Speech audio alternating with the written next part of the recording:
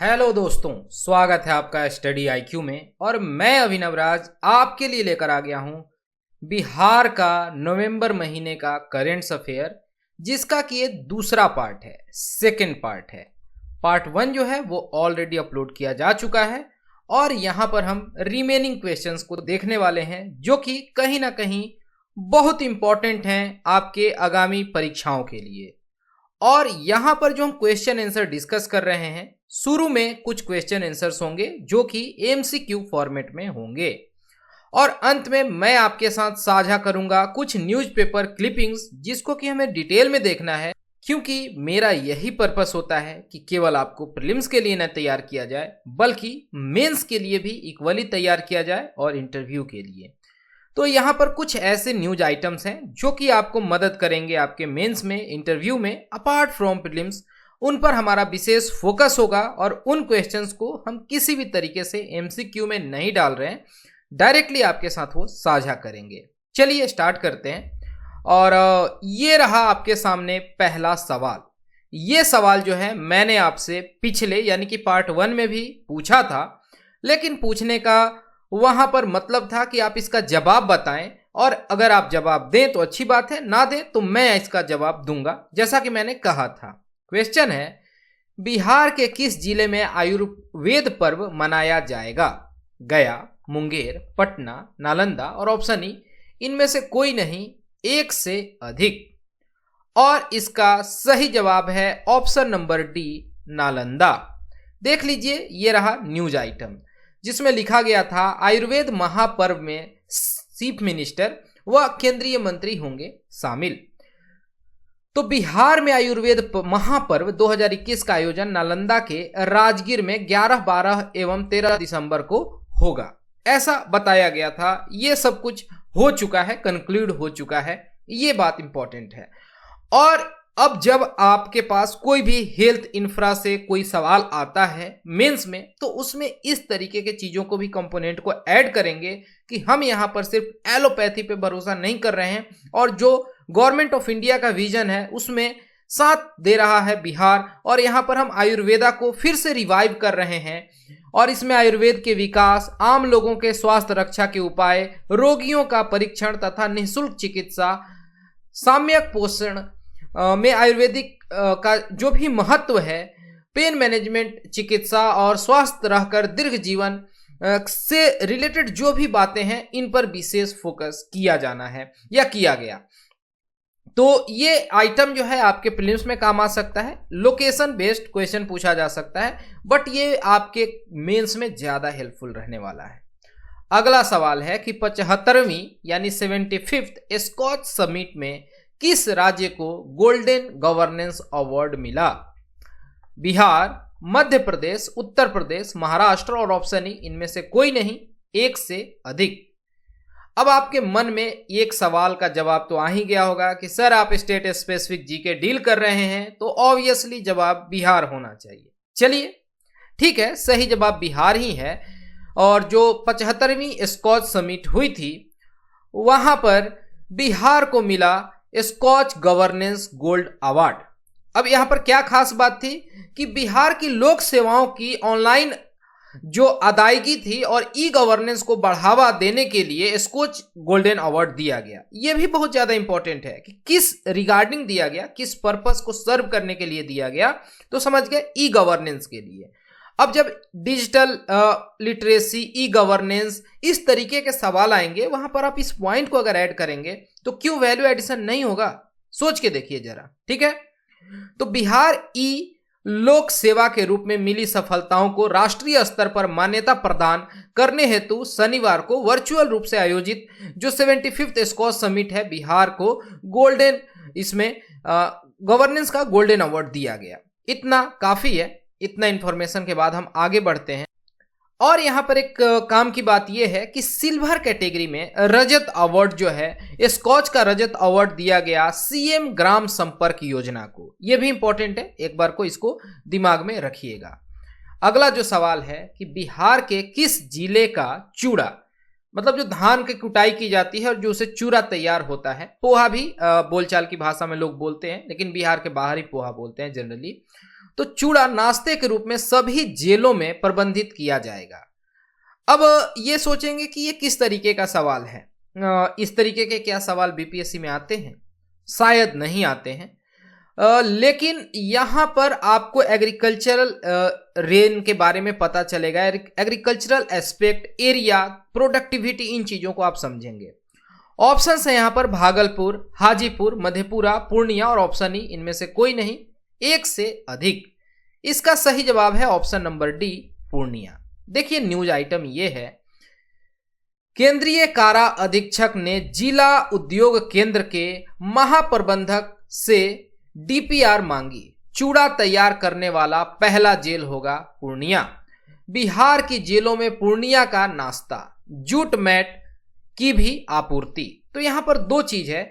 अब इस तरीके से चीजों को प्रमोट किया जा रहा है। यहां पर देखिए इसका बहुत तरीके का यूज हो सकता है। जिन कैदियों को सश्रम करवास होता है उनसे काम कराए जाते हैं। अब यहां पर इस तरीके से नाश्ता तैयार कराया जा रहा है, इसकी बाहर भी सप्लाई हो सकती है। यहां पर बताया गया है कि सीमांचल और कोसी में जूट मैट की आपूर्ति भागलपुर सेंट्रल जेल से किया जाता था। सर्दी के मौसम को देखते हुए जूट मैट की डिमांड बढ़ी है, या जो भी आइटम है उस पर हम नहीं फोकस कर रहे हैं। आपको यह पता चल गया कि जो चूड़ा का क्षेत्र है वो क्या है, जूट का क्षेत्र कौन सा है, बस दैट्स ऑल। ठीक है, अब अगले सवाल पे चलते हैं कि बिहार के किस युवती ने एक दिन के लिए यूनिसेफ प्रमुख की जिम्मेदारी संभाली? वर्षा कुमारी, आर्या कुमारी, निधि कुमारी, पूनम कुमारी या ऑप्शन ई, इनमें से कोई नहीं, एक से अधिक। तो इसका सही जवाब है ऑप्शन नंबर ई, जिनका नाम है आद्या कुमारी। ठीक है, आद्या कुमारी नाम है। और सबसे खास बात यह है कि इस तरीके के पर्सन इन न्यूज वाले सवाल पूछे जाते हैं। आपके स्क्रीन पर यह रहा न्यूज आइटम, 8 वर्ष की आद्या ने संभाली यूनिसेफ बिहार की जिम्मेदारी। ये देख लीजिए कि यहां पर एक दिन के लिए इनको बनाया गया प्रमुख। विश्व बाल सप्ताह पर किड्स टेक ओवर के तहत बच्चों में आत्मविश्वास बढ़ाने के उद्देश्य से इस पहल की शुरुआत की गई है। तो ये सब कुछ है। यहां पर इन्होंने कुछ मेजर्स भी सुझाए हैं। क्या कुछ सलाह है? तो सभी बच्चे बच्चियों को शिक्षा का समान अवसर मिलना चाहिए। जेंडर इक्वालिटी की बात हो रही है, इक्वल अपॉर्चुनिटीज की बात की जा रही है, हेल्थ हाइजीन की बात की जा रही है, मीना मंच, बाल सांसद, इस तरीके के कंसेप्ट की बात की गई है। ओवरऑल ये देखिए, ये आपको मेंस में काम आने वाला है। जब आप इस तरीके से चाइल्ड राइट्स की बात करते हैं, उनके एम्पावरमेंट की बात करते हैं, सेफ्टी की बात करते हैं, बाल मजदूरी को रोकने की बात करते हैं, ये सब कुछ यहाँ पर आपको फोल्डर पॉइंट मिल जाएगा। और यहाँ पर यह भी बता दिया गया है कि बाल अधिकार यात्रा कार्यक्रम। तो ऐसे कुछ कुछ आपके दिमाग में पॉइंट्स रहेंगे तो उनको आप कनेक्ट कर सकते हैं। कनेक्टिंग द डॉट मेथड इसको कहते हैं, जो बहुत हेल्पफुल रहता है। अगला सवाल है, बिहार की सबसे कम उम्र की मुखिया अनुष्का किस जिले की है? अब ये न्यूज आइटम बहुत ज्यादा आपको रेलेवेंट नहीं लग रहा होगा, लेकिन आप इसके पॉलिटिकल एस्पेक्ट को देखिए। यहां पर मैं ये सवाल आपसे पूछूं कि मुखिया बनने के लिए, यानी कि जो हमारा पंचायती राज व्यवस्था है उसमें प्रमुख चूज होने के लिए मिनिमम एज कितना होना चाहिए? 18 साल, 21 साल, 25 साल या 30 साल? अब ये सवाल इंपॉर्टेंट हो गया, पॉलिटी का क्वेश्चन है। तो देखिए यहां पर मिनिमम एज होता है 21 ईयर्स, और 21 ईयर्स की ये अनुष्का हैं, जो कि शिवहर जिले से, शिवहर प्रखंड की कुशहर पंचायत में जीतने वाली हैं। मतलब ये न जीती हैं, ये वहां पर प्रमुख चुनी गई हैं, मुखिया चुनी गई हैं। और 21 वर्ष की अनुष्का इस तरह से बिहार में सबसे कम उम्र की मुखिया चुनी गई। ठीक, तो यहां पर पॉलिटिकल एंगल को भी आपने समझ लिया। अगला सवाल है, इनमें से कौन सा जिला ट्रिपल ड्रग थेरेपी की योजना में शामिल नहीं है? औरंगाबाद, जहानाबाद, शिवहर, शेखपुरा या ऑप्शन ई, इनमें से कोई नहीं, एक से अधिक। एक तो ये भी सवाल हो सकता है कि ट्रिपल ड्रग थेरेपी जो है ये किसके लिए है? तो ये है फाइलेरिया, जिसको कई बार एलिफेंट फुट कहते हैं, उसके नियंत्रण के लिए। और बिहार के स्वास्थ्य मंत्री का नाम है मंगल पांडे जी। तो श्री मंगल पांडे जी ने कहा था कि राज्य में फाइलेरिया उन्मूलन के लिए राज्य के 3 जिलों में ट्रिपल ड्रग थेरेपी शुरू की गई है। औरंगाबाद है, शिवहर है और शेखपुरा है। ये जहानाबाद के लिए नहीं है, आपसे यहां पे नहीं पूछा गया था, तो करेक्ट आंसर हो गया ऑप्शन नंबर बी, जहानाबाद। अगले सवाल पे चलते हैं। किस जिले के बालूशाही को जीआई टैग मिलने की उम्मीद है? ये सब बहुत इंपॉर्टेंट होता है जब आप ज्योग्राफी और इकोनॉमी को देखते हैं, समझते हैं। बिहार के किस जिले की ये खास मिठाई है जो कि रेस में है और इसको जीआई टैग तो मिल ही जाना है? सुपौल, ईस्ट चंपारण, सीतामढ़ी, किशनगंज और ऑप्शन ई इनमें से कोई नहीं, एक से अधिक। तो इसका करेक्ट आंसर है ऑप्शन नंबर सी, सीतामढ़ी। यहां पर जीआई टैग की बात हो रही है तो बिहार से और इंडिया से जो लेटेस्ट जीआई टैग्स हैं उनके बारे में भी आपको मालूम होना चाहिए, जैसे जर्दालू आम के बारे में, मगहिया पान के बारे में, सिलाव के खाजा के बारे में और भी भिन्न भिन्न चीजों के बारे में। तो यहां पर जो दो जगहें हैं मतलब सीतामढ़ी में, उसमें से एक है रुन्नी सैदपुर और भुवही। इन दोनों जगहों की बालूशाही की होगी ब्रांडिंग, ये बात की गई थी। और ये सीतामढ़ी जिले की प्रमुख मिठाई है। इसको वैश्विक पहचान दिलाई जाए, इसकी ब्रांडिंग की जा सके और जो भी लोग हैं जो उस पद्धति से इसे तैयार कर रहे हैं वहां पर उनको बेहतर रिटर्न मिले, ये सारी इसके एस्पेक्ट्स हैं। तो ये तो जीआई टैग और बालूशाही की बात हो गई। यहीं पर हम साथ में बात कर लेते हैं मखाने के बारे में, जिसको कि फॉक्स नट कहते हैं। और इस पर हमें आगे भी एक क्वेश्चन देखेंगे। तो यहां पर लिखा हुआ है कि जीआई टैग का रास्ता साफ, तेज होगा निर्यात, बिहार के मखाना को वैश्विक पहचान जल्द। और यहां पर ये बॉक्स में दे दिया गया है कि विश्व में जितना भी मखाना का प्रोडक्शन हो रहा है उसका 85% अकेले बिहार से होता है, लेकिन किसानों को यहां बेहतर रिटर्न नहीं मिलता है। यहां आपके जानने के लिए बहुत सारी बातें हैं कि यहाँ पर कैलोरीफिक वैल्यू कितना है, इसमें कार्बोहाइड्रेट की मात्रा कितनी होती है, मिनरल्स कितने होते हैं, और 6000 टन होता है राज्य से मखाना का उत्पादन। तो ये बहुत काम की बात है और ये काफ़ी फेमस है दुनिया भर में, इसके बहुत सारे यूज हैं। लेकिन जो इसको पहचान मिलनी चाहिए और जो बिहार से इसका कनेक्शन होना चाहिए था वो कहीं ना कहीं लैकिंग है। और देखा जाता है जैसे कि इंडिया का योगा है और उसको अमेरिका अपने स्टाइल में ब्रांडिंग करके और उससे पैसे कमा रहा है, हम इंडियंस उसको अभी भी उस स्तर से कह लें कि उसको मतलब मार्केटिंग उसकी नहीं कर पा रहे हैं योगा की। इसी तरीके से बिहार का जो मखाना है बिहार में नहीं पैक होकर अन्य राज्यों में पैक किया जा रहा है और फिर वहां से भेजा जा रहा है। उससे अन्य राज्यों की इनकम तो बढ़ रही है, लेकिन मखाना का प्रोडक्शन करने वाला बिहार उसकी कमाई जो है वो नहीं खा पा रहा है, बेहतर रिटर्न नहीं मिल रहे हैं। और इसी को देखते हुए जीआई टैग का मिलना बहुत जरूरी है। चलिए आगे बढ़ते हैं। यहां पर आपको बताना है भारत का पहला राइस, ये राइस साइलो जिसको हिंदी में कहते हैं कोठिला, यानी जिसमें स्टोर करते हैं ग्रेन्स को। तो भारत का पहला राइस साइलो बिहार के किस जिले में बनाया जा रहा है? बहुत ज्यादा कैपेसिटी का है जिसमें बहुत ज्यादा भंडारण किया जाएगा। 13 लाख मैट्रिक टन ये उसकी कैपेसिटी होने वाली है। भारत का ये पहला राइस साइलो है।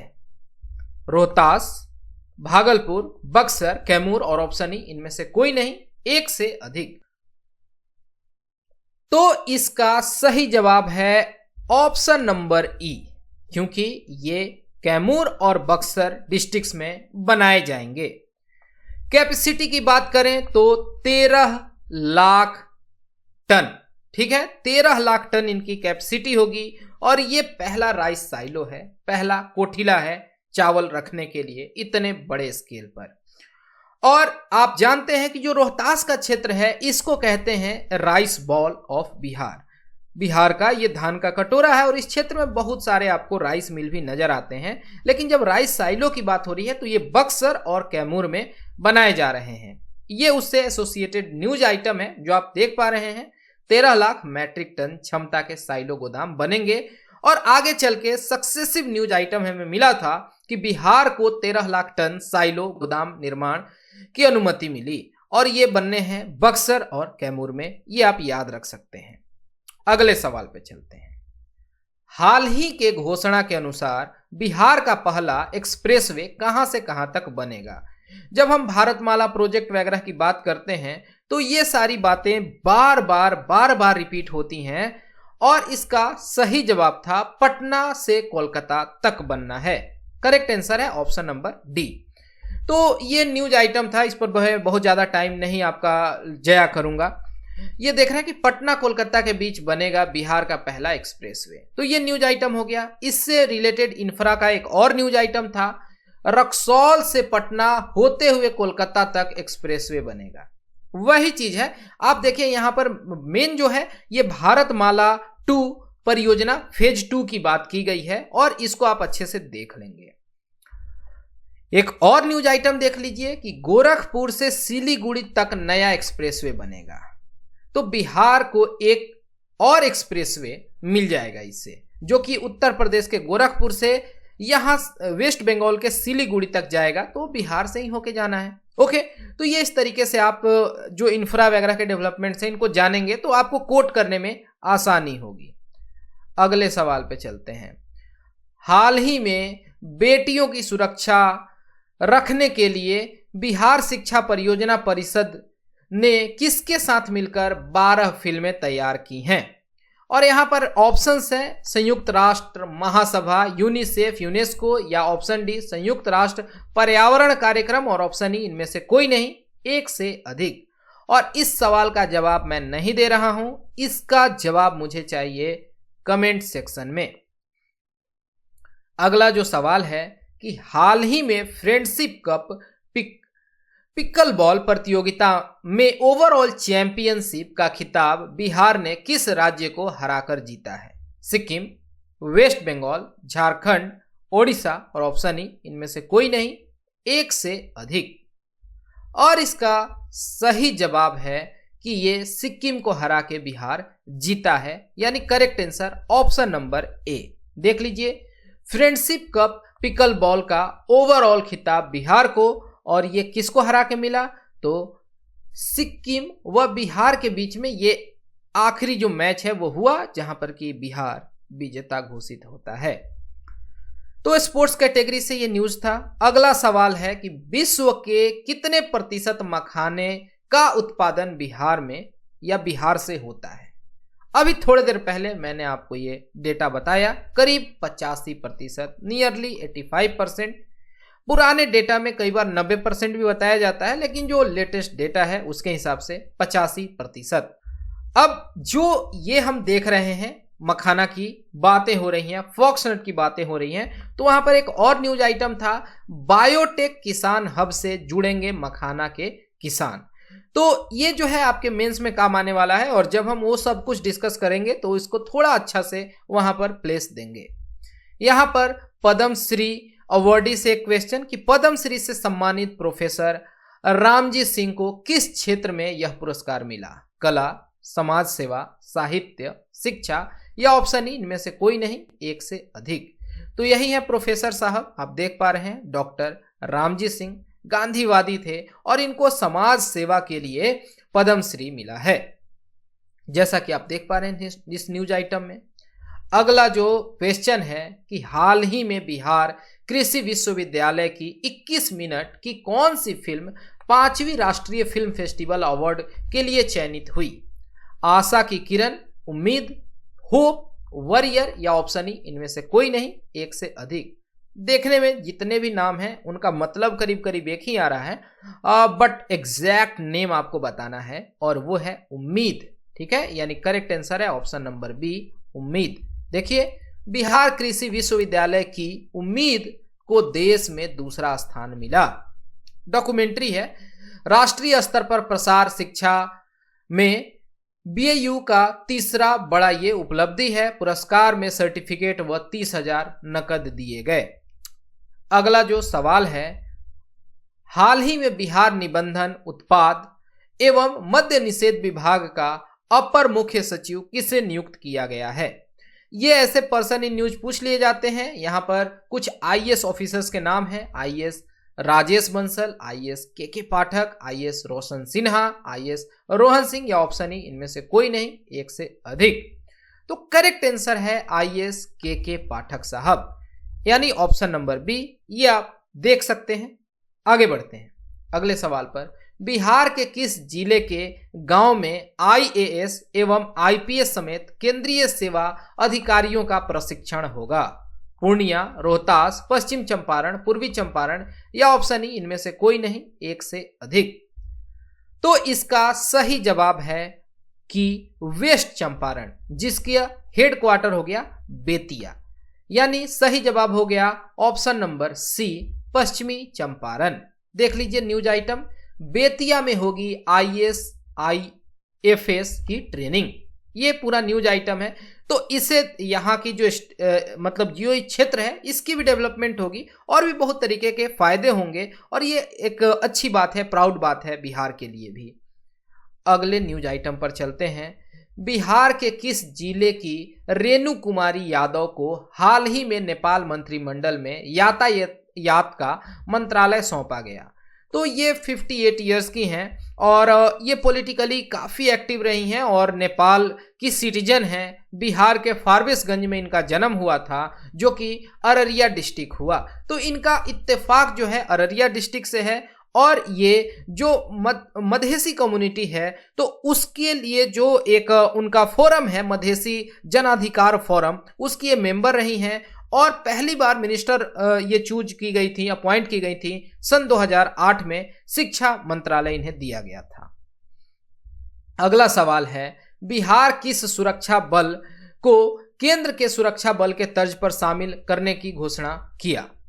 जैसे जो सेंट्रल लेवल पर इंडस्ट्रियल सिक्योरिटी फोर्स है उसी को देखते हुए बिहार भी इस तरीके का एक अपना पुलिस फोर्स लाने का बात किया। तो उस पर आगे चल के अभी और न्यूज आइटम्स वगैरह दिखेंगे, बट एक बार को आप ये दिमाग में रख सकते हैं जब पुलिसिंग, पेट्रोलिंग वगैरह की बात आपके सामने आए। तो ये वो क्वेश्चंस थे जिसको हम एमसीक्यू के रूप में देखे समझे। लेकिन अब मैं आपके साथ कुछ पेपर कटिंग क्लिप्स शेयर कर रहा हूं, जैसे कि ये लोगों की फरियाद सुनने में किशनगंज जिला अव्वल। तो लोक शिकायत निवारण में पटना जिला 10वें पायदान पर है। तो अब जब आप पब्लिक जो भी इस तरीके के लोगों की समस्याएं हैं उसके रिड्रेसल की बात होगी, प्रशासनिक सुधार की बात की जाए, दक्षता की बात की जाए, तो वहां पर आप किशनगंज डिस्ट्रिक्ट का एग्जाम्पल बता सकते हैं कि यहां पर अच्छा काम किया जा रहा है और इसको जो प्राप्तांक है 86.42 है। तो इस तरीके से थोड़ा इसका मेंशन आप कर सकते हैं जब भी इस तरीके के सवाल आए लिखने के। अगला देखिए, बिहार की 35% बेटियों ने 8वीं के बाद छोड़ दी पढ़ाई। तो जब एजुकेशन वगैरह से रिलेटेड अगर कोई भी आपको मेंस आंसर राइटिंग पर मतलब कोई सवाल आता है मेंस के लिए या आप तैयारी कर रहे हैं, एजुकेशन के लिए डेटा, फैक्ट, फिगर खोज रहे हैं, drop out ratio, drop out rates की बात करते हैं, लेकिन ये बहुत बड़ा एक खुलासा हो रहा है और ये ग्रेव सिचुएशन है, इसके इंटेंसिटी को समझना है और थोड़ा इसको पॉज करके आप पढ़ लीजिएगा। अगला जो आइटम है न्यूज का, क्लीन इंडिया में मुंगेर, पटना व सोनपुर टॉप पर। तो क्लीन इंडिया जो है ये बिहार के 3 शहर यहां पर शामिल हैं, पटना, सोनपुर और मुंगेर। अब थोड़ा सा इनका जियोग्राफी देखिएगा, क्या ये जो तीनों शहर हैं नदियों के किनारे हैं? अगर हैं तो किन किन नदियों के किनारे हैं? और क्लीन है तो यहां पर क्या वजह रही है? देखिए, गंगा के किनारे सबसे साफ शहरों में इन तीनों को ऊंचा मुकाम मिला है। तो ये समझ गया कि ये तीनों जो शहर हैं ये गंगा नदी के किनारे हैं। गंगा नदी के किनारे के शहरों में मुंगेर दूसरे व पटना तीसरे नंबर पर है। 1 लाख से कम आबादी वाले शहरों में सोनपुर चौथे स्थान पर है। तो इस तरीके से जो शहर भी जैसे पूछ लिया गया कि गंगा नदी कितने जिलों से होकर गुजरती है, तो इस तरीके से पूछा जा सकता है कि कौन कौन शहर हैं जो कि गंगा नदी पर लोकेटेड हैं। तो उस वे में भी आपसे इस पर सवाल बनाया जा सकता है। ये देखिए, सहरसा के अरबाज अंसारी ने युगांडा में जीता गोल्ड मेडल। तो पर्सन इन न्यूज से ये इंपॉर्टेंट है, जो युगांडा में आयोजित था अंतर्राष्ट्रीय पैरा बैडमिंटन प्रतियोगिता, उसमें सहरसा के अरबाज अंसारी ने इतिहास रचा है और यहां पर इनको गोल्ड मेडल मिला है। क्या आप मुझे बता सकते हैं युगांडा की कैपिटल कहां है? अगला न्यूज आइटम, राज्य भर के स्कूलों में लगेगी सैनिटरी पैड और डिस्पोजल मशीनें। देखिए, एक हमारे सोसाइटी में टैबू है, हम इस तरीके की बातों से बचते हैं, नहीं करते हैं। और जब इंपावरमेंट की बात करते हैं, सशक्तिकरण की बात करते हैं, तो वहां पर महिलाओं के हेल्थ के बारे में, हाइजीन के बारे में बातें होनी चाहिए। और उनके लाइफ का ये बहुत अहम पार्ट है जिसके बारे में ओपनली बात होनी चाहिए, ओपन डोमेन में बातें होनी चाहिए, और ये टैबू बन के नहीं रहना चाहिए। और इन चीज़ों पर अच्छे से डिस्कशंस हो रहे हैं और इंस्टॉलेशंस की बातें हो रही हैं, तो बिहार जो है वो आगे बढ़ रहा है, हमें नजर आ रहा है। अगला न्यूज आइटम कि पशुओं की संख्या में चौथे तो दूध उत्पादन में 9वें स्थान पर है बिहार। इस तरीके के अगर फिगर बेस्ड क्वेश्चंस पूछ लिए जाएं तो आप बता सकते हैं कि दूध उत्पादन में अव्वल जो राज्य है वो है उत्तर प्रदेश, इसके बाद गुजरात, फिर मध्य प्रदेश, आंध्र प्रदेश, इस तरीके से। और यहाँ पर जो दुधारू पशुओं की संख्या की बात की जाए तो सबसे अधिक उत्तर प्रदेश में है, फिर राजस्थान, फिर मध्य प्रदेश और फिर बिहार। तो ये पूरा इस तरीके से थोड़ा आइडिया होना चाहिए, और बहुत इंपॉर्टेंट है, किसानों की इनकम वगैरह से रिलेटेड ये बातें हैं। ये न्यूज आइटम है, राष्ट्रीय साइकिलिंग में बिहार की सुहानी ने जीता रजत, यानी इनको सिल्वर मेडल मिलता है। हरियाणा के कुरुक्षेत्र में आयोजित हुआ था राष्ट्रीय रोड साइकिलिंग प्रतियोगिता। तो यहाँ पे सुहानी का नाम इंपॉर्टेंट है, याद रखें। यहाँ पर देखें, सुहाना कुमारी ने 2 मेडल जीते। तो देखिए, यहाँ पर सुहानी नाम बताया गया है और यहाँ पे सुहाना, तो इतना कम्युनिकेशन और इंफॉर्मेशन का गैप है। हरियाणा में देखिए, कुरुक्षेत्र में साइकिलिंग फेडरेशन ऑफ इंडिया द्वारा आयोजित किया गया था 26वीं राष्ट्रीय रोड साइकिलिंग, और यहाँ पर सारण के सुहानी कुमारी ने यूथ बालिका में के कैटेगरी में 15 किलोमीटर व्यक्तिगत समय परीक्षण में सिल्वर मेडल जीता, और 30 km जो मास स्टार्ट था उसमें इनको ब्रॉन्ज मिला है मेडल। ये न्यूज आइटम देखिए, बिहार यूपी के बीच 7 गांवों की होगी अदला बदली। अब होता क्या है कि ये जो नदियां होती हैं, यहाँ पर गंडक नदी है, वो अपना ऐसे कोर्स जब बदलती है तो वो थोड़ी जानती है कि ये बिहार है, ये यूपी है, वो तो ट्रैक बदल ली। अब मान लेते हैं कि कोई यहाँ पर गांव है, ये मैं कह देता हूं कि ये उत्तर प्रदेश है और ये बिहार है, यहाँ पे ये कोई गांव है, तो अभी तो ये उत्तर प्रदेश में पड़ रहा है, बट ये नदी ट्रैक बदलती है और अब ऐसे बहने लगती है, तो ये गांव क्या है, ये बिहार के टेरिटरी में आ गया ऑटोमेटिकली, क्योंकि नदी के ईस्ट साइड में तो बिहार रहना है। अब यहाँ पर क्या होगा कि यहाँ के लोगों के लिए कितना दिक्कत हो गया, और यहाँ पर अब उनके लिए नदी पार करके अपने हेडक्वार्टर जाना बिल्कुल एक बहुत ही हेक्टिक काम है, इफर्ट बहुत ज़्यादा लगेगा। तो यहाँ पर हम देखते हैं कि बिहार और उत्तर प्रदेश में जो कुशीनगर जिला उत्तर प्रदेश का और बिहार का जो पश्चिमी चंपारण है, इनके बीच में यहाँ पर 7 गांवों का एक्सचेंज हुआ है। थोड़ी ज्योग्राफी देखिए, मैप देखिए, ये उत्तर प्रदेश का क्षेत्र, यहाँ पर आप भी जान गए कि कौन सी नदी है, तो गंडक नदी है। ये कुशीनगर और ये पश्चिमी चंपारण, यहाँ पर एक तरीके से इनक्लेव्स का एक्सचेंज हुआ है। अगला न्यूज आइटम, बेगूसराय के युवा कौशल विकास में आगे, दरभंगा और शिवहर के पीछे। तो यहाँ पर स्किल डेवलपमेंट वगैरह की बात होगी, तो यहाँ पर आपको बेगूसराय इंपॉर्टेंट है, याद रखेंगे। बिहार का जो डिस्ट्रिक्ट है बेगूसराय, यहाँ के जो युवा हैं, युवा कौशल प्रशिक्षण लेने में अव्वल हैं। इस बात को आप प्रस्तुत कर सकते हैं, ट्रेनिंग वगैरह में वोकेशनल स्टडीज के बारे में बता सकते हैं, और यहाँ पर इन्होंने बेहतर स्कोर हासिल किया है। बिहार पेवेलियन देश में फिर अव्वल, तो ये क्या है बिहार पेवेलियन, जानना पड़ेगा। तो दिल्ली के प्रगति मैदान में जो आयोजित था 40वां भारतीय अंतर्राष्ट्रीय व्यापार मेला, यानी इंडियन जो ये कह लें कि इंटरनेशनल ट्रेड फेयर है, वहां पर बिहार नंबर 1 बना है। तो इस बात को आप इस तरीके से यूज कर सकते हैं जब आप बात करेंगे ट्रेड वगैरह की, या बिहार के ग्रोथ की अगर बात करेंगे, तो वहां पर इस तरीके की बात को आप प्रोजेक्ट कर सकते हैं। व्यापार मेला में सजे देश भर के 24 पेवेलियन में बिहार का जो पेवेलियन है, इसको गोल्ड पुरस्कार हासिल हुआ है। तो ये इंपॉर्टेंट था, मेरे हिसाब से आपको जानना चाहिए। अगला जो आइटम है ये सर्वे से रिलेटेड है कि बिहार में बेटियों का औसत 1000 लड़कों पर 1090, विकसित राज्यों को पीछे छोड़ा। तो यहाँ पर हम देख रहे हैं कि किस तरीके से जो सेक्स रेशियो है उसमें सुधार हुआ है, इजाफा हुआ है, बहुत सारे और भी फैक्टर्स हैं, और जो अगला सर्वे होगा तो ये बिग पिक्चर हमारे सामने आएगा। लेकिन अभी के लिए जो ये न्यूज आइटम है इसको जान लेना जरूरी है। महिला सशक्तिकरण का ये एक पहलू भी है, इसको भी आप समझ रहे हैं, बखूबी समझ रहे हैं। न्यूज आइटम जो अगला है कि पूर्णिया से है, ये धान के भूसे और केले के रेशे से बनाई ईंट। तो यहाँ पर देखिए ईंट तो बन ही रहा है, इसके वजह से मिट्टी जो काटना पड़ रहा था, जो मिट्टी काटते हैं तो खेत खराब होता है, यहाँ पर जो ये वेस्ट है उसका सही यूज हो रहा है। और जो लोग पराली वगैरह जलाते हैं, यहाँ पर एक ऑल्टरनेटिव पता चल रहा है कि उसको भी यूज किया जा सकता है, उसे ब्रिक्स वगैरह बनाए जा सकते हैं। तो ये अपने आप में एक अनूठा पहल है, ये समझने वाली बात है, और इसको आप कई तरीके से यूज कर सकते हैं। इस तरीके से नवंबर महीने से जो भी इंपॉर्टेंट न्यूज आइटम्स थे जिन पर चर्चा होना चाहिए था, उनको हमने डिटेल में देखा है। और मैं उम्मीद करता हूं कि यहाँ पर आपके मन में अब कोई कंफ्यूजन नहीं रहा होगा।